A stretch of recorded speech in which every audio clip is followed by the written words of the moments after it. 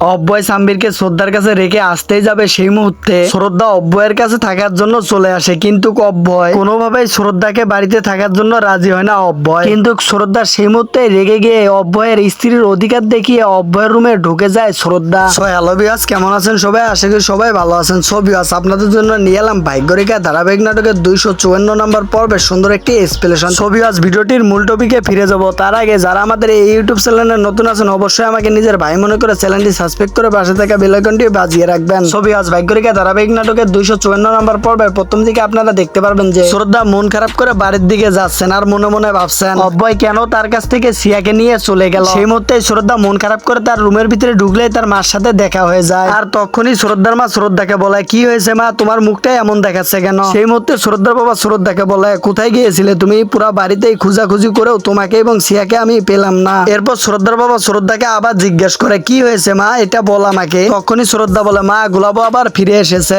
আর গুলাবো এসে আমাদের সিয়াকে উঠিয়ে নিয়ে গিয়েছিল, কিন্তু আমি আর অব্যয় গিয়ে সিয়াকে বাঁচিয়ে নিয়ে এসেছি। কিন্তু অব্যয় রাগ করে সিয়াকে আমার স্পর্শ করতে বারণ করেছে, আর আমি যেন কখনোই সিয়ার সামনে গিয়ে না দাঁড়াই। এসব বলে শ্রদ্ধা কান্নাকাটি শুরু করলে তখনই শ্রদ্ধার বাবা বলে, আমি অব্যয়ের সাথে কথা বলবো। অব্যয় এরকম ডিসিশন একা একা কোনোভাবেই নিতে পারে না। এবং সেই সাথে আমরা এর পরের দৃশ্যে দেখতে পারি টিপাটি পরিবারের সকলকে তানুজা বলছে, আরে আমাদের সিয়াকে গুলাবো ধরে নিয়ে গেছে, জানি না আমাদের সিয়াকে গুলাবো কি করেছে এবং আমাদের সিয়ার কি হাল করেছে এবং কি অবস্থায় আছে। আর সেই মুহূর্তে অব্যয় সিয়াকে নিয়ে বাড়িতে ঢুকলে বাড়ির সকলে দেখে খুশি হয়ে যায়। আর সেই মুহূর্তে অব্যয়ের বাবা সিয়াকে জিজ্ঞেস করে, সিয়া বেটে তুমি কি ঠিক আছো? তখনই সিয়া বলে, হ্যাঁ দাদু আমি ঠিক আছি। এরপর অব্যয়ের বাবা অব্যয়কে বলে, আরে অব্যয় শ্রদ্ধা কোথায়? শ্রদ্ধা ঠিক আছে তো? তখন একটু অব্যয় মন খারাপ করলে এর পরের দৃশ্যে আমরা দেখতে পারি শ্রদ্ধা তার মা বাবাকে কেঁদে কেঁদে বলছে, আমার মেয়ে সিয়া আমার কাছে নাকি একটু নিরাপদে থাকবে না, আর আমি সিয়াকে নাকি একটু ভালোবাসি না, আমার জন্যই নাকি এসব কিছু ঘটেছে। বাবা তুমি বলো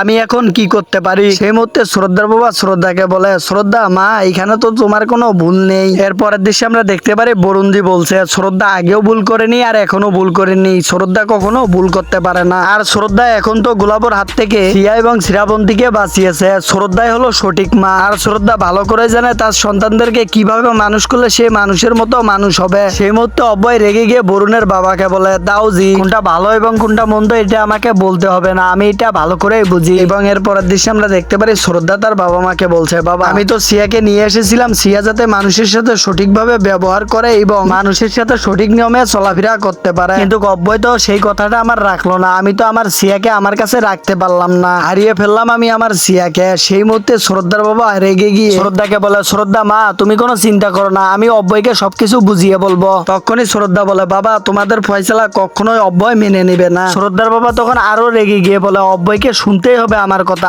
আমি কোনোভাবে আমার মেয়েকে হাঁটতে দেব না। সেই মুহূর্তে সকলের সামনে কীর্তি এসে বলে, আর আমি বলছি দিদুকে এবার হার মানাটা দরকার। আর সেই সময় কীর্তি এসে শ্রদ্ধাকে অনেক উল্টাপাল্টা কথা বলছিল, আর তখনই কীর্তি শ্রদ্ধাকে বলে, দিদু সিয়া তো অনেক বড় বাড়িতে বড় হয়েছে, সিয়া কখনোই তোমাদের এই ছোট্ট বাড়িতে থাকতে পারবে না। কীর্তির এসব কথা শুনে শ্রদ্ধার বাবা মা কীর্তিকে বাধা দিতে গেলেও কীর্তি কারো কথা না শুনে কীর্তি বলেই যাচ্ছিল। এরপরের দৃশ্যে আমরা দেখতে পারি কিয়ারা এবং সিয়া খেলা করছিল, আর ওখানে সাম্বির চলে গেলে সিয়া সাম্বিরকে বলে, আরে এটা তো আমার রুম, এক্ষুনি তুই কাপড় চোপড় গুছিয়ে তোর মায়ের কাছে চলে যাবি, আর এক্ষুনি তোর কাপড় চোপড় সব আমার রুম থেকে সরিয়ে ফেল আর তোর মায়ের কাছে চলে যায়। এই কথা বলে সিয়া এবং কিয়ারা সাম্বিরকে ধাক্কা দিয়ে রুম থেকে বের করে দেয়। এরপরের দৃশ্যে আমরা দেখতে পারি অব্যয় সাম্বিরকে নিয়ে শ্রদ্ধার কাছে রেখে দেওয়ার জন্য যাচ্ছিল, তখনই শ্রদ্ধা বিটকেসে করে তার সকল কাপড় চোপড় নিয়ে টিপাতি পরিবারে ঢুকে পড়ে। শ্রদ্ধাকে দেখে তখন টিপাতি পরিবারের সকলেই অবাক হয়ে যায়। এরপর শ্রদ্ধা অব্যয়ের সামনে দাঁড়িয়ে টিপাটি পরিবারের সকলকে বলে, আজকের থেকে আমি আমার দুই সন্তানকে নিয়ে এই বাড়িতেই থাকবো। তখনই অব্যয় শ্রদ্ধাকে বলে, আমি না বলেছিলাম সিয়া এবং আমার পরিবারের কাছ থেকে দূরে দূরেই থাকবে তুমি? সেই মুহূর্তে শ্রদ্ধা অব্যয়কে বলে,